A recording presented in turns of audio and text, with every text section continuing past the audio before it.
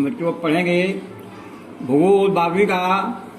आगे पढ़ेंगे खेती आधारित आनुषांगिक प्रवृत्तियाँ। पहला है पशुपालन द्वारा दूध एवं उसकी बनी चीज वस्तुएं तैयार करना। कुछ विशिष्ट प्राणियों का पालन करके ऊन, चमड़ा एवं मांस प्राप्त करना। मुर्गी बतख का पालन करके अंडा एवं मांस प्राप्त करना। विविध बागायती फसलों पर आधारित खाद्य प्रसंस्करण उद्योगों द्वारा अचार, मुरब्बा, शरबत आदि का उत्पादन करना। फूल की खेती द्वारा सुगंधित द्रव्य एवं विविध प्रकार की औषधि तैयार करना। मधुमक्खी का पालन करके मधु, शहद प्राप्त करना। शहतूत की खेती करके रेशम के कीड़े पालना। खेतों के निचले भागों में खेत तालाबड़ी बनाकर धान के खेलों में मत्स्य पालन करना। खेतों के किनारे या खुली जगह में औषधीय वृक्ष उगाना। तिलहन की पिलाई करके उसमें से खाद्य तेल तैयार करना। ये चीज़ें हैं जिसको आपको ध्यान देना है। 1 2 3 4 5 6 7 8 9 10 चीज़ें हैं खेती के आधार पर, तो इनको खास करके ध्यान रखना है। जैसे कि पशुओं के द्वारा हमको दूध मिलता है, जैसे गाय, भैंस, बकरी आदि हमको दूध देती हैं। और कुछ विशेष प्राणी जैसे कि भेड़ है, उनसे हमको ऊन मिलता है। और बकरियां हैं, उनसे चमड़ा मिलता है, मांस मिलता है। इस प्रकार से मुर्गी बतख पालते हैं, उनसे अंडा मिलता है और मांस मिलता है। बागायती खेती में जैसे कि होता है वो अपने आम के वृक्ष हैं, जामफल के हैं, चीकू के वृक्ष हैं, इससे हमको फल मिलता है। इस प्रकार से आम से अचार मिलता है, हमको मुरब्बा मिलता है, शरबत आदि चीज़ें बनती है।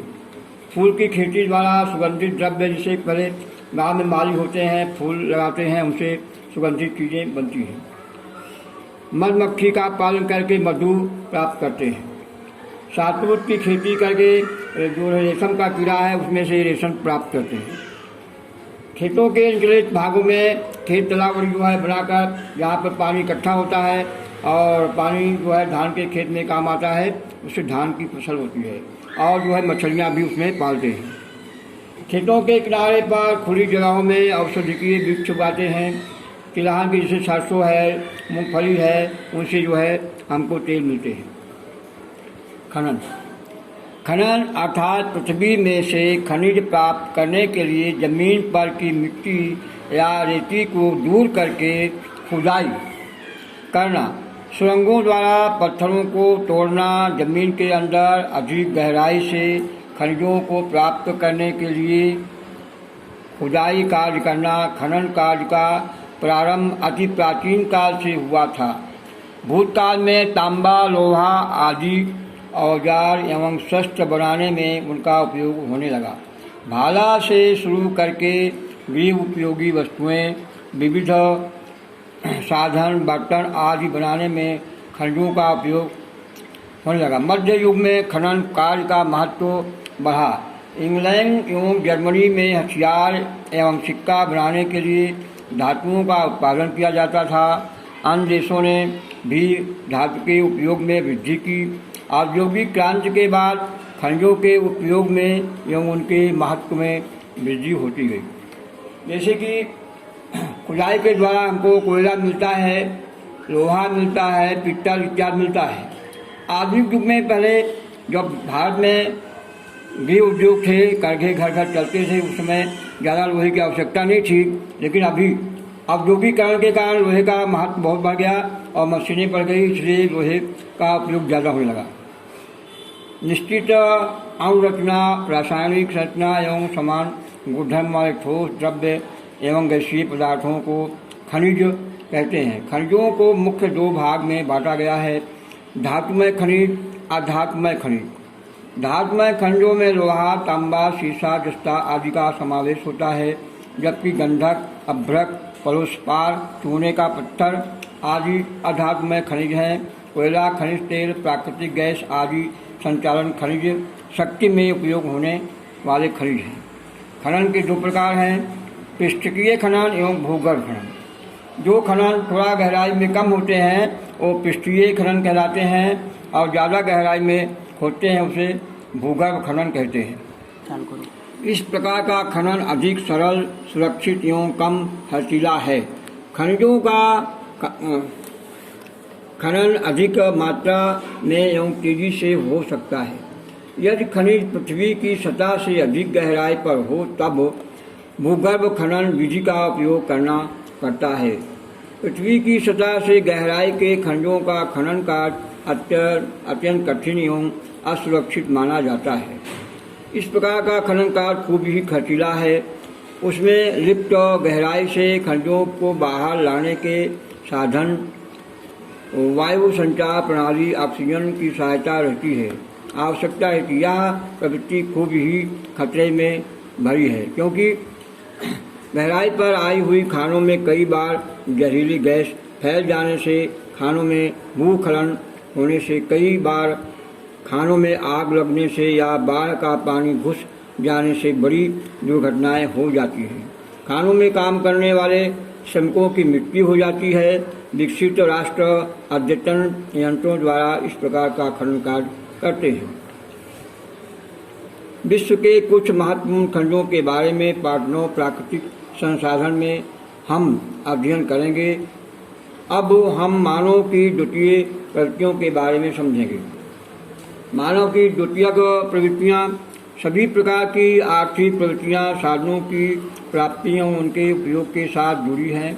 सभी प्रकार के संसाधन मानव जीवन के लिए अत्यंत महत्वपूर्ण हैं। द्वितीयक प्रवृत्तियों के कारण प्राकृतिक संसाधनों का खूब मूल्य बढ़ जाता है। कच्चे माल का तैयार माल में रूपांतर करके वह कीमती बन जाता है। कपास की कीमत की अपेक्षा उसमें से बने तार सूत की कीमत बढ़ जाती है। इस प्रकार तार का उपयोग कपड़ा बनाने में होता है। संक्षेप में कच्चे माल का उच्च मूल्यवान चीज वस्तुओं में रूपांतरण हो, ऐसी उत्पादन प्रवृत्ति को औद्योगिक उत्पादन प्रवृत्ति कहते हैं। जहां प्राथमिक क्षेत्र के उत्पादनों का उपयोग हो, ऐसी प्रवृत्ति को द्वितीयक प्रवृत्ति कहते हैं। भूगोलवेत्ता उद्योग शब्द का अर्थ उस प्रवृत्ति का वर्णन करने के लिए करता है जो खेती, जंगल, मत्स्य खनन प्रवृत्ति द्वारा प्राप्त प्राथमिक उत्पादनों की प्रक्रिया एवं नई चीज वस्तु के निर्माण के साथ जुड़ी होती है। प्राथमिक प्रवृत्ति से अलग करने वाले उद्योगों को द्वितीयक प्रवृत्ति कहते हैं। आप पढ़ेंगे औद्योगिक क्रांति के कारण बढ़ते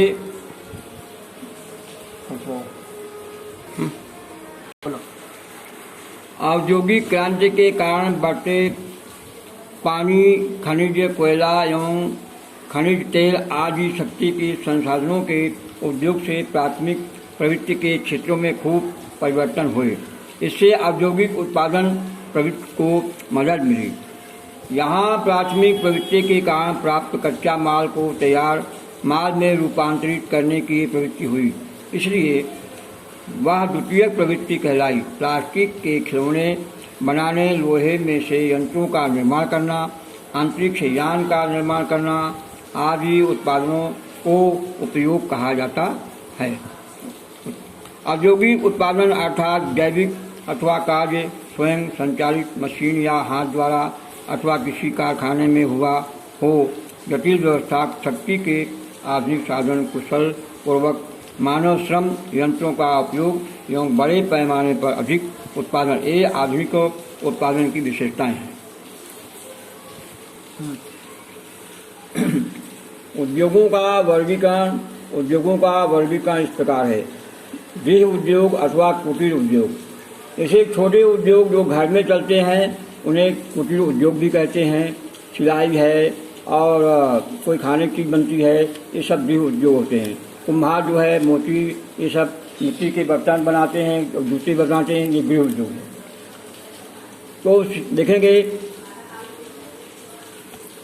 दस्तकार या शिल्पकार अपने परिवार के सदस्यों की मदद से स्थानीय कच्चे से सामान्य साधनों के उपयोग द्वारा अपने घर में ही चीज वस्तुओं का निर्माण करता है। यहाँ उत्पादन कार्य अत्यंत ही मर्यादित होता है। उत्पादित चीज वस्तुओं की बिक्री स्थानीय बाजार में होती है। कुम्हार, लुहार, मोची आदि परंपरागत गृह उद्योग स्वरूप चीज वस्तु बनाते हैं। एशिया एवं अफ्रीका के देशों में आज भी ऐसे गृह उद्योगों द्वारा चीज वस्तुओं का उत्पादन होता है। उसमें कुछ चीज वस्तुओं की मांग विकसित देशों में अधिक है। पूंजी एवं परिवहन गृह उद्योग फर्नीचर को विशेष असर नहीं करता है। कपड़ा, चटाई, बर्तन, छोटी मूर्तियाँ, पत्थर की चीज़ें एवं मिट्टी के बर्तन, चमड़े में से बनी हुई चीज़ें, जूता, चंपल, सोने या तांबे के आभूषण, बांस में से बनी हुई चीज़ें गृह उद्योगों द्वारा तैयार होती है। लघु उद्योग, इस प्रकार के उद्योगों में शक्ति संचालन के आधुनिक यंत्रों एवं कुशल कारीगरों की मदद ली जाती है। इस उद्योग के लिए आवश्यक कच्चा माल स्थानीय बाजार से उपलब्ध ना भी हो तो दूर से भी मंगाई जाती है। गृह उद्योग की तुलना में यह उद्योग कद में विस्तृत होता है। रोजगार के अवसर यहाँ अधिक होते हैं, जिससे स्थानीय लोगों की आयु बढ़ती है। भारत, चीन, इंडोनेशिया एवं ब्राज़ील आदि देशों में लोगों के जिससे कि स्थानीय लोगों रोजगार के अवसर बढ़े, इसलिए इस प्रकार के उद्योगों के विकास के लिए स्थानीय सरकार प्रयत्नशील रहती है।